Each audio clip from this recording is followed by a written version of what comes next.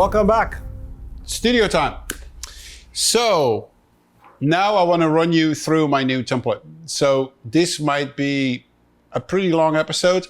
We might actually split it up in two. We're recording right now. I'm not sure how long it's going to be.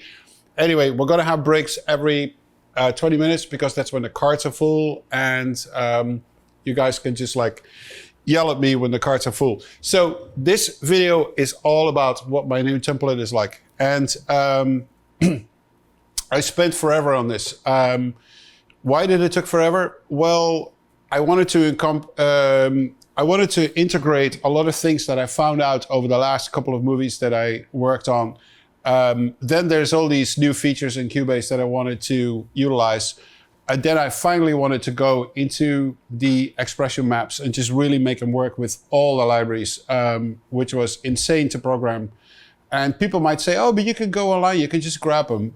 They're terrible. You know, they're not what it really is supposed to be. And we'll get into separate episodes of just the expression maps. And I show you how detailed it is and how much time it takes to program it. But I will give you the full guide to do it yourself, so you can now become an expert yourself how to do it. So let's talk about the template. I would highly advise to see the first version that I did on this, which was a couple of years ago. It's about the template that I had in 2015 or 16 or something like that. I think it was 2016. So you can really see everything that I have there, and I lay out the ground rules of the template. And then you can see this episode, and then you could see how much it has changed and what has been different. But also a lot of things are still the same, because there were a lot of things that I found that are still handy in the new template. So let's discover this chapter by chapter. This is going to be somewhat a long one, so let's just ease into it. So when you open my new template, this is what you see. So for the picture editor, I'm going to guide you a little bit, like what you should look at. So this is my arrangement window, my main window. Let's just talk about this. We'll talk about the mixer window later. So let's just talk about this, which is where all the tracks are and where the sounds come from. So if we start at the top, we now see here an arranger chain. I will get into this, I'm sure, in a future episode. But technically what this is, and this was originally designed, I think, for songwriters. And let me show you what it does. So if you switch this thing on, and now if you bring up the editor of this window, you see those sections here that I called A and B, and then I think this is C. Let's just make it a little bigger. Oh yeah, there's C here, there's D here, there's E there, and F and G. So these are just things to remind myself and my assistants that I actually have this functionality built into my template. So let's do a couple of changes, and I'll show you how powerful this thing is. So I'm making all these blocks a little shorter. And then we go to my piano thing right here, my piano track, and we have sounds. So I'm just going to play. I'm going to put the click on, see if the click is working. The click is working. And we're just going to record.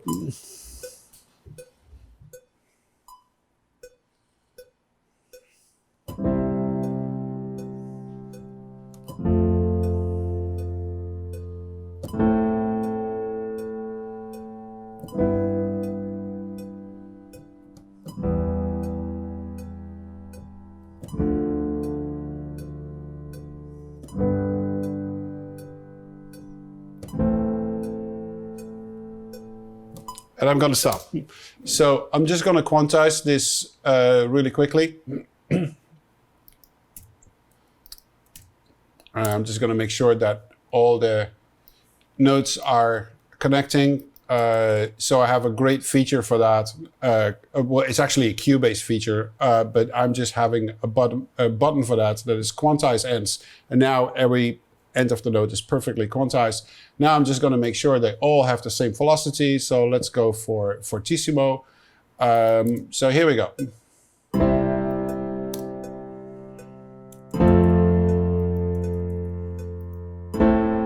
Okay, so I'm playing all these chords. I'm gonna take the click off. And now I'm just gonna move these blocks over that I just made. So I'm gonna make this block as long as one chord, which is 1 bar. And I'm gonna make the second block also that. And the third block also that. And then I'm gonna go to block number D. I'm gonna make it, let's see, twice as long. Then I'm gonna take this block. It's a pretty big block. I'm gonna make it shorter, like that. Let's see, and I'm gonna take one of these, make it shorter. I'm gonna take this one, make it shorter. I'm gonna zoom in, and I'm gonna do this, and I am gonna do that. So now when we zoom in, I pretty much see A, B, C, D, E, F, G. And A is corresponding, if I make this bigger, with 1 chord. B is corresponding with 1 chord. C is corresponding with 1 chord. D is corresponding with 2 chords. E, F, and G, 1 chord. Okay? So don't ask me what I'm doing here. You'll see it in a moment. So I'm just going to bring up this window again. I'm going to say always on top, so it's not going to disappear. And now we see those blocks here that we have identified. So H is actually not part of our system. So technically I can throw it away, or I can show you a really cool other feature. And that is that blocks can actually overlap. And then I'm going to explain what actually goes on here. So now we have an H block that overlaps 4 bars. And then we have these 3 little puppies here that have just 1 bar. So what does this mean? So let's say you've composed a piece of music that's like 400 bars long or 300 bars long, like the London suite that I showed you for Mortal Engines. And there's all these sections in there that might be very useful in a cue, or that might be useful to play with when you're playing to picture. Now, the arranger track has a really cool feature to now experiment with what the cue potentially needs to be without you making one single edit. You basically just assign blocks to a section of a piece of music that you've done. And now in the arranger track, you can program the order of these things, how they're going to play out.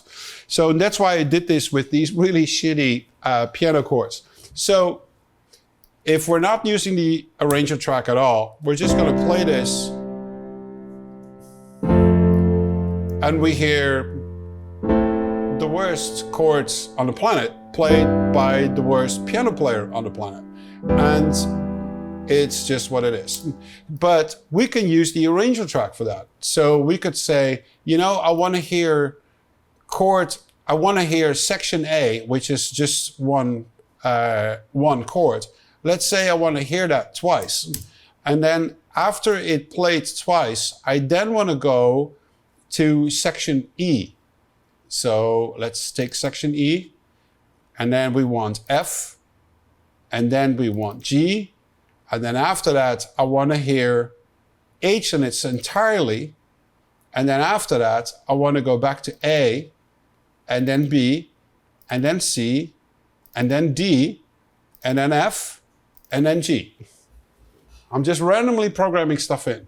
So now, you could actually go here to the first part of your arranger window right there, and it's ready to go. And now I'm going to hit play here, and we're going to see how this arrangement sounds that we programmed in the arranger track. So now Cubase is going to follow the programming that I did here. It's not going to look at what's being programmed horizontally. it's now going to follow whatever I did with these blocks. So let's just play it. So we hear this chord. We hear it twice, like we programmed. And now we're jumping to E. We're jumping to F. We're jumping to G. Now we're jumping to H, which is going to play this whole section here. And after this, we should go back to A. And now we're going to A. We're going to B. And now we're going to C. And now we're going to B, D, 2 bars, actually, like it does. And then we go to F. And we go to G. And it stops playing. Now you might think, why would you do that? But think a little deeper. You think how powerful this can be when you have written a suite, like I've showed you so many times in my tutorials, and now you can take all these blocks and you can identify them with a certain section of the suite. And now you can say, I want to hear this section, A. Now I want to hear E. Now I want to hear F. Now I want to hear G. So now you can actually watch it to picture. Now this is a little technical to get there, but we'll talk about that in a separate episode. But technically now you can play this to picture, and you can play with these blocks and just determine what you want to use of your suite in a scene. And you can make these blocks as small as like a 16th note. You can make these blocks as small as an 8th note. So you could constantly adjust the blocks that are sitting on top of this before it becomes final. So you could say, you know, I don't want these blocks. I want to create like a couple of other blocks. I want to create like a block that is let's see. Let's do it proper. That is just a quarter note. And I'm just going to move this there, let's say. And now this block is called, let's see what this block is called. This block is called, okay, so that's the really problem with eyesight. Okay, so this block is called I. So we just made a block that's called I. And I can say, okay, now I want to hear I. And I want to hear it like, I don't know, 8 times.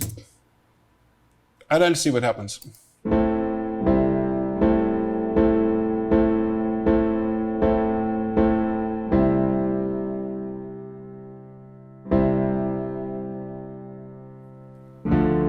Exactly like we programmed. So you have a lot of opportunities here to create all these different tiny little blocks that you can give names, because obviously they're not going to be called A, B, C. So this could be, let's say A could be called, let's see, I probably do that here. Oh yeah, here, A. This could be called Great String Intro. And then this could be potentially called Big Brass Hit, for instance. And this could be called Romantic Theme. And then as you see, this changes immediately in the track there as well. And it changes in the playlist as well. So we now see, we start with the Great String Intro.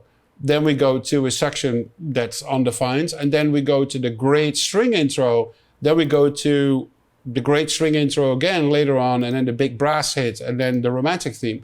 So technically what this allows you to do is when you have written something that's 30, 40 minutes long, just one piece of music, you can really like determine the blocks that make this piece of music. And then with the arranger track, you can now start arranging this, and it becomes this, you know, piece of music. So when you have that, you're thinking, okay, so what's next? So what's next is that you can have Cubase conform your cue to picture for you. You don't even need to do it yourself. So you can open this dialog window, and then you can say, if we look at this screen, you could say, obviously the source is this project, destination in current project, or do you want to save this as a new project and just add things to it? So now you can click in the options. You want to keep the arranger track, rename arranger events if you wanted to, make real event copies, don't split events. All these things you can do. So when you're done with it, you hit flatten, which I'm not going to do at this point. But if you were to hit flatten, it would now arrange everything like in time, the way that you programmed it in your arranger track. And you now have a complete new cue that is conformed by Cubase according to your wishes to picture. And then you can go in and really tweak all the details and just make it sound as perfect as you can. This is a very, very powerful feature of Cubase. This is not new. This was there from the very, very beginning, from the late 80s, in the very first version of Cubase. The arranger track was there, and it was used primarily for songwriters that would have a 4-chord progression, another 4-chord progression, another 4-chord progression, and then they could determine what would be the verse, what would be the chorus, what would be the middle 8, what would be something else, blah, blah, blah, blah, blah. A very, very powerful tool that I don't think has been used in film scoring by anybody, but it's a very, very powerful tool. So that's the arranger track. So that's the top of our template. And we've just been talking about one track. There's 3,000 to go. Okay, let's go to the next track. Signature track. Let me say one thing. So my Cubase template is divided in a lower section and in a top section. So the top section has everything there that I would call utility in nature. And then the bottom half is actually the writing of the piece of music. So for people who don't do anything like this specifically, just have a look at this, how I have it organized. Maybe you find it inspiring or interesting as well. So the bottom half of Cubase, which I completely take away, is all about the writing of music. And then the top half is all about the utility functions that Cubase offers and things that you need to have handy. So I'm just going to hide the bottom half a little bit so we can just focus on the top half. So here we have the signature track. And in the signature track, you would do things like, we're just going to start in 4/4. And then once we get, let's say here, we have to go to, I don't know, like a 5. Oh, Cubase is saving. So that's going to take a second. So let's say 5/8. And then when we get to this section right here, we need a 6/4. And then once we get to this section here, we're going back to 4/4. So obviously this is reflected in the clicks. Now actually, we're now on Cubase 10 in the real life situation, and we're doing this session in 9/5. But I'm actually on, is that right? Am I actually telling the truth here? Let's see, about Cubase. Yes, 9/5. So we're actually on 10 right now in the working process. So it offers a lot of incredible features, what to do with the click. We're not getting into that right now, but it does offer that. So, so that's the signature window. Okay, all clear. Then we go to the tempo window. Now, the tempo window is where you would program, I'm at this BPM, I'm at that BPM, I'm at this BPM, I'm right here, I'm right there, whatever. You can draw in whatever you want. And that's exactly what this track is. So you have your meter changes on top of it, signature, and here you have your tempo track. So here we have a marker track. What do I do with my marker track? Well, I've explained this like a couple of times. It would have 2 different types of markers in there. One is the cycle marker, is what we see here. This is a cycle marker. Let me now show you an individual marker, and those look like this. So I could, for instance, say, let's not do that. I can select this marker, and I could, for instance, just say like, the girl walks into the room.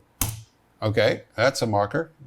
Then here we can say, The dog likes her. Okay. And then the next marker could be she starts petting the dog. Okay, so that's what we have there. And then here, we're gonna call this dog turns into monster. And then the last one, girl dies. Who doesn't want to score a movie with that as your major themes?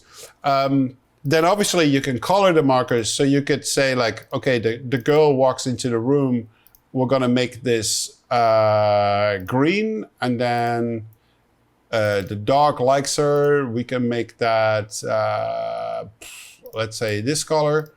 And then she starts petting the dog. We make that pinky, and then the dog turns into a monster. That's obviously not good. So we're gonna take a light red color, and then the girl dies is super red. There's probably blood involved. Who knows? So I always make these markers when I'm working on pictures. So it reminds myself that these are things that are important to hit. Now, this has a very other interesting feature as well, is that if something goes wrong with the picture, if something goes wrong with the secondary computer that I run the picture on, or you haven't received picture for a while and you still want to continue working, so let's say the picture is not there, these markers will constantly remind you what's happening in the picture. So I find this a very smart way to work. And then the second reason why I'm forcing my assistants to do this very vigorously is that it reminds myself and my assistants that they understand what needs to happen in the picture. So by putting these markers in, it's basically not only acknowledging what is happening in the picture, but secondly, it's also acknowledging to you what actually should be changing in the music, what actually should happen in the music. So the girl walks into a room, obviously, potentially we hear a theme. There's a dog in the room and he likes her, and there's an element of potentially love or affection that comes in. And then she starts petting the dog. So she's now opening up to have some sort of a dialogue with the dog physically, obviously, to pet him and just to be nice. So the music gets really nice, and then the dog turns into a monster, and now it gets like all scary, and the monster is like way up there, and the girl is now fighting the monster, and then eventually the girl dies, and we potentially need to have a version of a theme that's very sad, or depending on what the director likes. So this gives you a really good layout. It's like, oh, these are the things that are important, and these are the things that I need to remind myself of. Or potentially you could make things here, okay, Tom's theme needs to happen here. If we just use Mortal Engines as a reference, the dog, you know, just like, okay, this happens. And then we see the Medusa, the monster, and then Tom comes to the rescue, and then here a certain person dies. So the marker track is very important for me to show not only where the music needs to change, but also to give like a roadmap. It's like, okay, these are the things that are important, even if you forget yourself what needs to happen. Now there's a secondary marker track here, and the first one, and this is a function that you can do here by activating the track. I can activate this track as well, but you could have one event just basically clock to time code, and the other track is basically linked to beats and bars. So this is a very handy trick when, if these events were sitting, for instance, like right here. So I'm just gonna copy these over. So now they're here.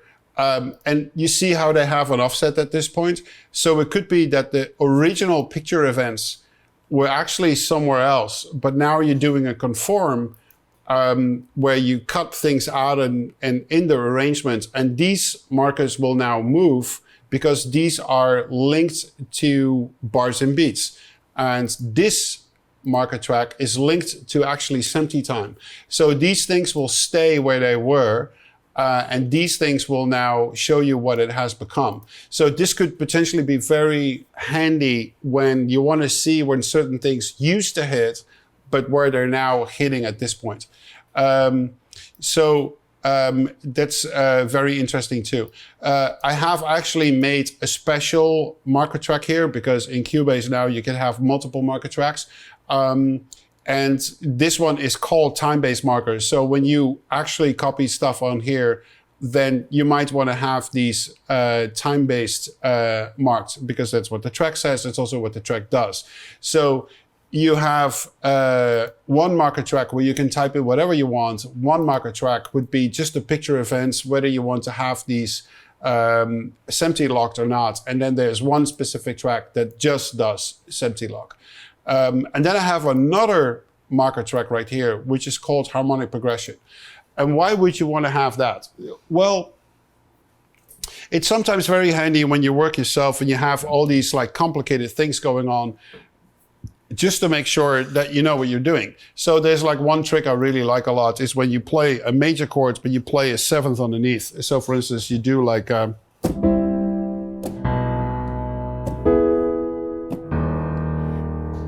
So this kind of sounds weird, like in a piano environment, but in the brass world and in the string world, this sounds absolutely fantastic when it goes together with timpanis and things like that. So you want to make sure that when you look at certain things in the arrangement, it's like, what am I specifically doing here? So if I were to put in two markers here, let's say the chords I just played, so I'm going to put a marker here and I'm going to say, this marker is called C major and over B. And then we have another one over here that's called E major over E flat or D sharp. Then it's very clear what you're trying to achieve. So let's make these a different color. Let's give them something dark blue so they stand out. So now when I have my piano piece here that I just was playing, so let's go back and just let's do this thing. Oop. Let's go a little here. Oh, I have to deactivate the arranger track. Okay, sorry. So you want to activate the arranger track when you want to use it. You want to deactivate it when you don't want to use it. So now we go back here.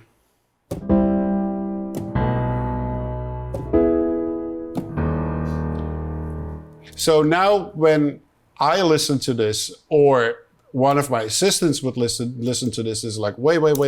What is all that clashing going on there in the harmony? Yeah, it's like C minor with a B, and then E major with a D sharp or E flat, and then you look at the harmonic progression marker, and then it shows you those two chord progressions. Like, okay, this is done this is done on purpose. This is not an accident. This is what Tom wanted to do here. So it reminds myself what I'm doing, but it also reminds my assistants when they work in one of my sessions. What's happening there. Okay, let's move down. So let's make all these tracks smaller because otherwise we completely lose track what else is going on. So we talked about the marker tracks, we talked about the tempo track, let's make it smarter, and we talked about the arranger track. Okay, so now we have a better overview. The next three tracks I should call, are 4-mix, 2-mix, click. So what happens here? Well, I write in surround, I should say quad, because the center speaker, I usually put not a lot of music in there, and the dubbing engineers are very happy that I'm doing that, because in the center speaker usually is where the dialogue lives. So as much as you can leave the center speaker alone, when it comes to music, the better it is. And the dubbing mixers can always mix in a little bit if they want in the center speaker, and that's how I usually like to work. So when I say surround, I actually mean quad, because that's what the reality is in at the mixing stage. And this, I do the same for the sub. So I usually try to figure out on the mixing stage which channels actually should have sub and how much of it. And then we figure that out together with the dubbing engineer, and we get usually a better result instead of like me figuring out on my own how much sub needs to go into the mix. It's better to do it on the stage. And you have these stems. I talked about this in previous Studio Times seasons, what to do with the mix and what to do with stems and everything. So I don't want to get into that again. But the way that I've set up my template is that at the final end of it, the material then goes back into something that's called 4-mix, 2-mix, and click print. And it pretty much does exactly what the track name is. So when I hit record, the 4-mix will record a 4-channel version of the cue. So that means left, right, and the back, left and right, the surround speakers. And the stereo track will just, with an algorithm, record something that is a stereo track of everything combined. And the click is recording now the click. So if I were to hit record at this specific point, and obviously I need to put the click on, just put it on record.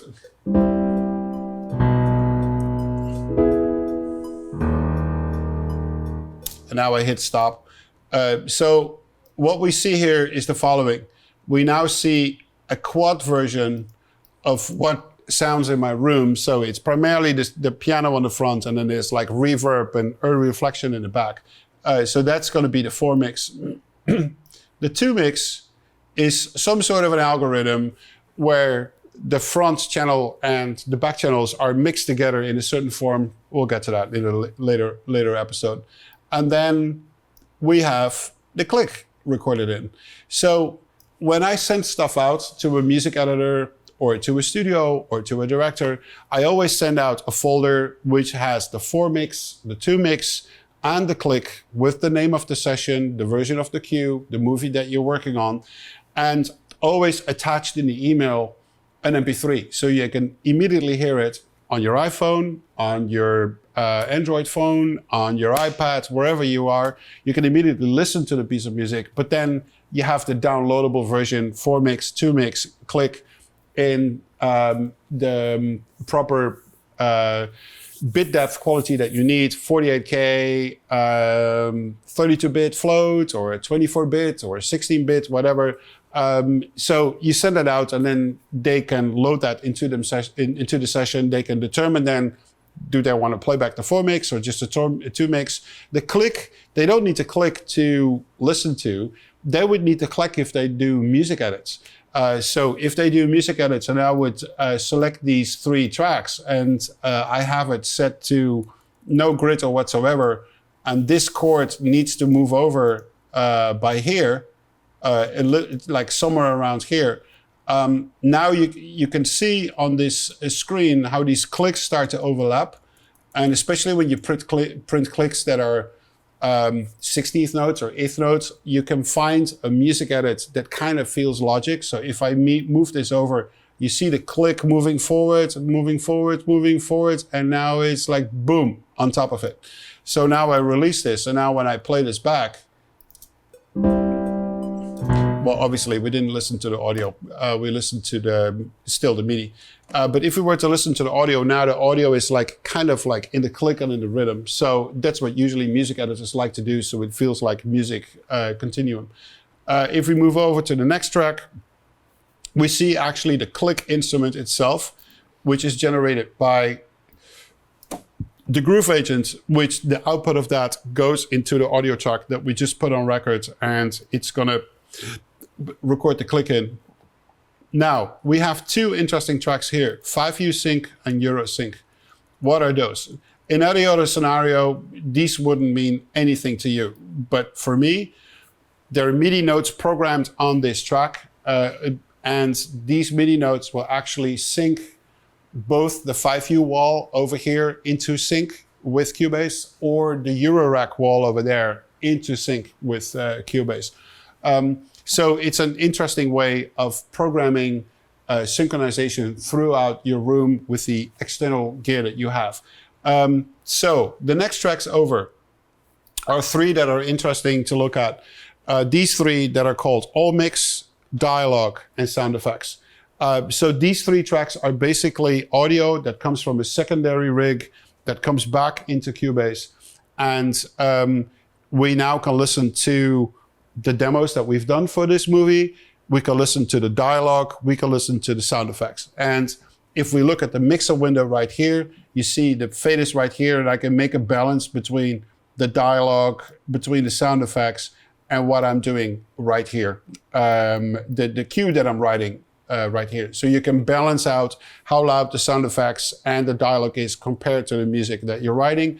If you want to listen to just the demo that you did before, you basically solo the track that's all MX, which is the demo mixes I did before. I can listen to the demo that I did, and then I go out of it, I mute it, and now I can listen to what I have at this specific point.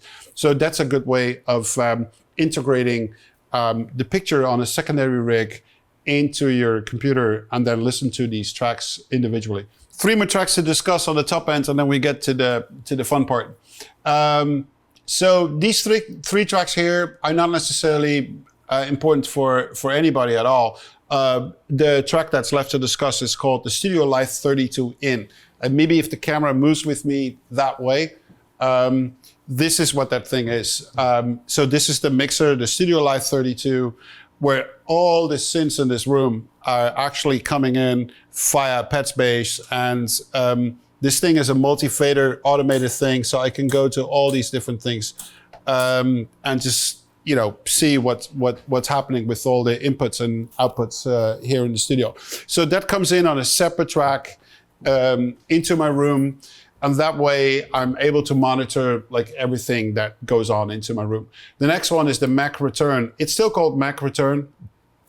Basically from the old days, when I was running software on a secondary rig, not being part of the Cubase rig, it would be sound design programs. It would be things like Reactor 5 or now Reactor 6 as a standalone instrument. So you could really like play with really complicated algorithms without really fucking up your Cubase session or the processing that you have left. So that's what I use that track for. So I would use another computer then that would have interesting software on it. Could be Ableton Live, could be, Pro Tools. It could be something else that you're doing in, and then you monitor it through these 2 tracks, what you're doing. And the last track is MIDI file track. If I were to receive a MIDI file from somebody else that I work with, I can just like load it up on this track and just quickly look at it, what I want to do with it. Okay, those are the utility tracks. Let's just hide that. That's all on top. And that really finishes this episode talking about the top utility tracks, where we covered the arranger track, the signature, tempo, markers, the 4 mix, 2 mix, the click print, the click itself, how to sync my Eurorack, my 5U modular system. It also focused about the tracks that come back from a secondary Cubase rig that now runs picture, so I can listen to my old demos, dialogue, sound effects, the input of my mixer that has all the synths in this room, Mac Return from another computer that runs software, and a MIDI file track in which I can determine what I want to do with the MIDI file that was sent to me by somebody else. So that concludes this episode of Studio Time. And I'll see you soon when we continue with the template.